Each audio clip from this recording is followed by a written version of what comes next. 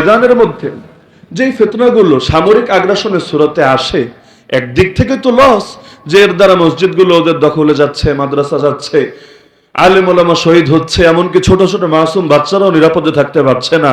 তুফানুল আকসার যে লড়াই শুরু হয়েছে গত কয়দিন হলো মাত্র, এখন 120 দিনই হয় নাই, 3 মাস পূরণ হয় নাই, এর মাঝেই ইতিমধ্যে 10,000 প্লাস শিশুই শুধু নিহত হয়ে গেছে।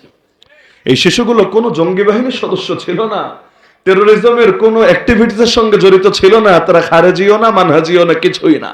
কোন অপরাধে তাদেরকে নির্মমভাবে মেরে ফেলা হলো, জবাব নাই, জবাব দেওয়ার মতো সুযোগ নাই। কিন্তু এই আগ্রাসন গুলো সারা দুনিয়ার মানুষদেরকে জাগাচ্ছে। আলহামদুলিল্লাহ, ইসলাম জিন্দা হোতা হয় হর কারবালা কে বাদ।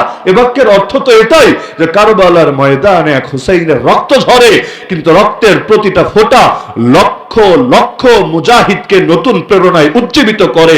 গতকাল 22 জানুয়ারি আমাদের বাবরি মসজিদ চূড়ান্ত ভাবে আমাদের হাতছাড়া হলো। হয়েছে তো বহু আগেই, কিন্তু কফিনের শেষ পেরেকটাও ঠুকে দিয়েছে। রাম মন্দির তৈরি করে সেই রাম মন্দিরটা উদ্বোধন করে ছেড়েছে। যে রাম মন্দিরকে কেন্দ্র করে যে রাজনীতি গড়েছে, ওই রাজনীতিকে উপজীব্য বানিয়ে বিজেপি সরকারও এখন দেশ চালাচ্ছে। এক সময় যে বিজেপি সংসদে 2টা আসনও ছিল না, এখন তারাই সংখ্যাগরিষ্ঠ হয়ে পুরো দেশ কাঁপাচ্ছে।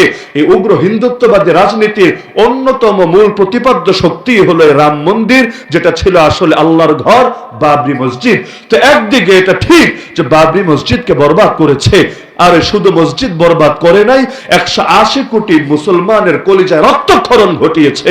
কিন্তু আরেকদিকে এটাও বাস্তব, এই দিন নয়, আরো দিন আছে। ওয়াতিলকাল আইয়ামু নুদাউলুহা বাইনান নাস, খাইবার ইয়া ইয়াহুদ, জৈশ মুহাম্মদ সাউফা ইয়াউদ। এক বাবরি মসজিদ শহীদ হয়েছে, কিন্তু সে তার শাহাদাতের দ্বারা ইনশাআল্লাহ সুম্মা ইনশাআল্লাহ পৃথিবীর লক্ষ কোটি মসজিদের স্থায়ী নিরাপত্তার জামিনদার হয়ে গেছে।